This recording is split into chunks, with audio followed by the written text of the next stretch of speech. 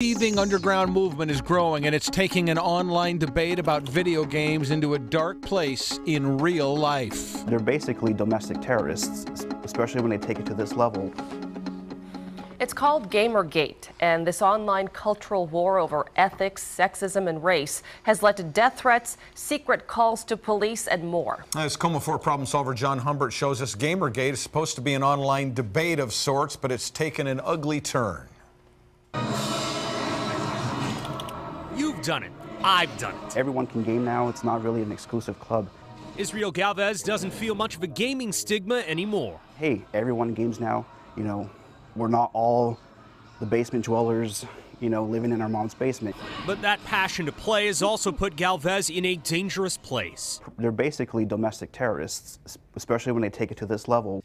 Galvez is a prolific poster on Twitter. He writes about the gaming industry and calls for change, urging game makers to focus less on gender stereotypes and become more inclusive. And here's something interesting. In early January, Galvez noticed internet forum posts suggesting retaliation against him for those reform-minded views. They posted my information, my wife's information, my father's information.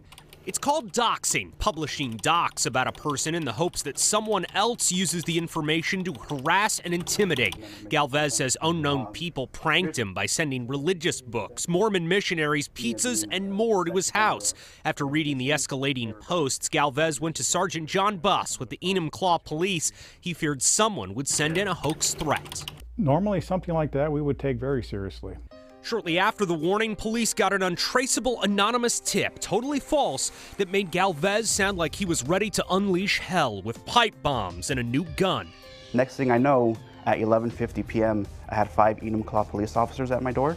No harm that night because Galvez had warned police. A very different outcome in Portland last month when the former house of a gaming critic was swatted after her information was doxed online. Stunning, perhaps, to think that all this harassment and danger is happening because of video games. Never in a million years. Welcome to the world of Gamergate, a growing online movement to shake up the world of video games.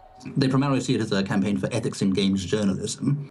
Allum Bokhari writes about this battle for hearts, minds, and controllers. Bokhari and Galvez say Gamergate exploded last summer after traditional gamers bristled at writers and commentators calling for serious reform, saying the time was over for sophomoric and demeaning portrayals of women, and that ultra-violence kept games from becoming more respected.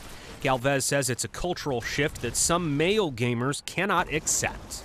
Bitter towards feminists, there's lots of men's rights activists involved. Yet Bokhari calls those aggressive voices the minority. For him, Gamergate is about exposing hypocrisy, that members of the video game review industry are too chummy with game makers, a very real problem. But the close relationships between developers and journalists.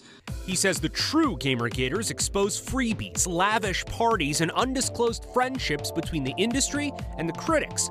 They want better. They also don't want restrictions on games for content or violence. It's about journalistic ethics, it's about anti-censorship, it's about anti-collusion. Galvez disagrees with all of this, saying Gamergate's intention for reform metastasized into a crusade against anyone who wants a change in the status quo. If Gamergate was really about ethics in game journalism, I don't think we would be seeing all the harassment, all the stalking, all the death threats, all the rape threats. Bokhari says pro-Gamergate activists have been targets of doxing and threats too.